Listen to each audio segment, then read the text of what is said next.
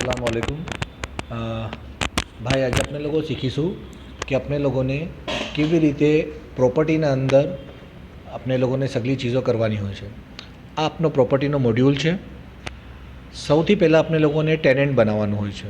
અહીંયાથી આપણે ટેનન્ટની information fill કરી શકીએ છીએ।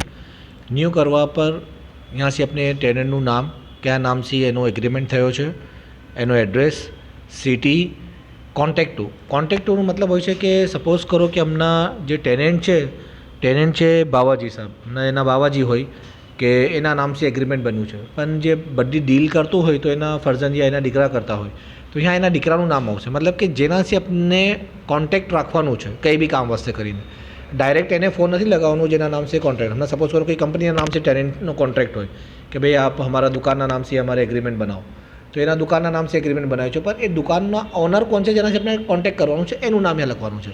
મોબાઈલ નંબર દીગર ઇન્ફોર્મેશન કરીને આને સેવ કરી દેવાનું છે। ઓકે, આ ટેનન્ટ એગ્રીમેન્ટના પછી ટેનન્ટ ડિટેલના પછી પ્રોપર્ટીની માસ્ટર। અહીંયા આપણે પ્રોપર્ટીનું કયા પ્રોપર્ટી છે, શું છે, પૂરી ઇન્ફોર્મેશન આપણે એ લોકોને અહીંયા આપવાની છે। પ્રોપર્ટીનું નામ, એનું લોકેશન, એરિયા મતલબ કે કેટલો સ્ક્વેર ફીટ છે, સ્ક્વેર મીટર છે તમને અહીંયા લખવાનું છે। ટાઈપ ઓફ પ્રોપર્ટી શું છે, હાઉસ છે, શોપ છે। આ જે માસ્ટર છે, આ માસ્ટર અગર આપણે આ પ્રોપર્ટીમાં જાશું તો આ માસ્ટર ઓલરેડી બનેલા છે પ્રોપર્ટીના, સોરી જમાતના અંદર માસ્ટરના અંદર આ પ્રોપર્ટી માસ્ટરને यहाँ पे પ્રોપર્ટી ટાઈપનો માસ્ટર છે ઓલરેડી, તો અહીંયાથી આપ આના માસ્ટર્સ બનાવી શકો છો। ને વકફ કયું વકફ છે આ લઈને ને આને સેવ કરવાનું છે। આ બાય ડિફોલ્ટ એક્ટિવ જ રહેશે, આને આપણે ડીએક્ટિવેટ નહીં કરી શકતા। જ્યારે આ પ્રોપર્ટી આપણી નહીં કામની હોય વખત પછી આપણે આને ડીએક્ટિવેટ કરી શકીએ છીએ। એવી રીતે પ્રોપર્ટીઝ બનાવવાની છે। આ નવું બનાવવાનું થયું। અગર જૂની પ્રોપર્ટી દેખવાની હોય તો यहाँ એડિટ કરશું તો આ બધી પ્રોપર્ટીઝ આપણે જોવાઈ જશે।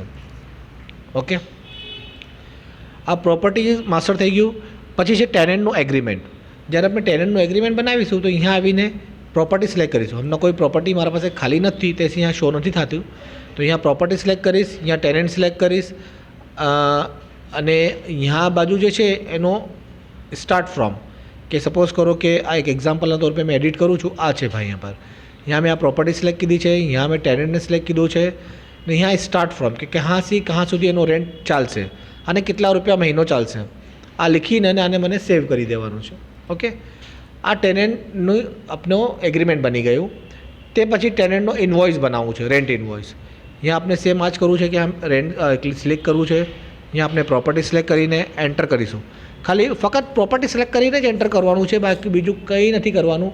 અહીંયા પ્રોપર્ટીના રેન્ટની જેટલી બી ઇન્ફોર્મેશન હશે બધી આપણે આવી જશે।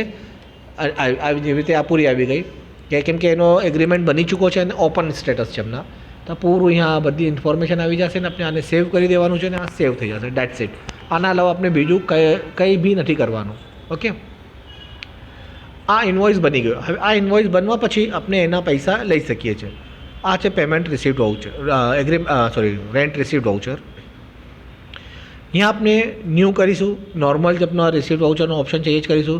અહીંયા આપણે પ્રોપર્ટી સિલેક્ટ કરીશું, ટેનન્ટ સિલેક્ટ કરીશું, ટેનન્ટના અગેન્સ્ટમાં જે પ્રોપર્ટી છે એ સિલેક્ટ કરીશું, અને જેવા એન્ટર કરીશું તો એનાથી જે બી આઉટસ્ટેન્ડિંગ છે અહીંયા આવી જશે। પછી કેશ અને બેંક છે, અહીંયાથી આપણે કેશ અકાઉન્ટ સિલેક્ટ કરીશું, બેંકના અંદર બેંક અકાઉન્ટ સિલેક્ટ કરીશું। ઓકે, કેશ અને બેંક સિલેક્ટ કરીને અહીંયા ઇન્ફોર્મેશન કરીને यहाँ જેટલા રૂપિયા આપે છે એટલા રૂપિયા અહીંયા લખીશું। यहाँ લખીને એન્ટર કરીને અને આને સેવ કરી દઈશું તો આની રસીદ બની જશે। અને રસીદનો જે ફોર્મેટ છે ઓલમોસ્ટ એવો બનશે આપણા। આ ફોર્મેટ આપણો રસીદનો છે।